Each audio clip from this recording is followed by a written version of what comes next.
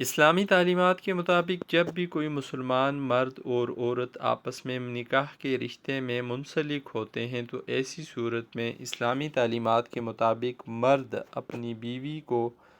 مہر ادا کرتا ہے یا مہر ادا کرنے کی بابت طے کرتا ہے اس کے ساتھ معاملات۔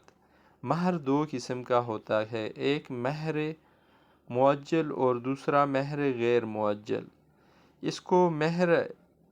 ادا شدہ یا عند الطلب بھی کہا جا سکتا ہے۔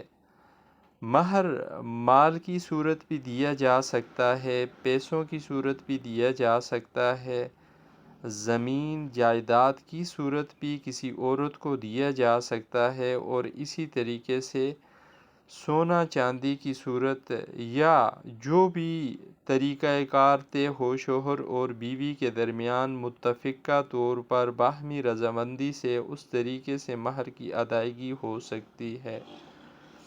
پاکستان میں رائج قانون کے مطابق نکاح نامہ فی ہوتا ہے بوقت نکاح، اور نکاح نامہ کی کالم نمبر 13، 14، 15 میں اکثر اوقات مہر کے حوالے سے شرائط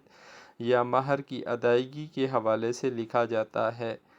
نکاح نامہ کی کالم نمبر 13 میں اگر کسی عورت کو شوہر کی طرف سے کوئی جائیداد، کوئی زمین، کوئی اور اس طرح کی چیز لکھ کے دے دی گئی ہے تو ایسی صورت میں وہ عورت اس زمین، جائیداد، مکان یا جو بھی لکھ کے دیا گیا سونا، چاندی،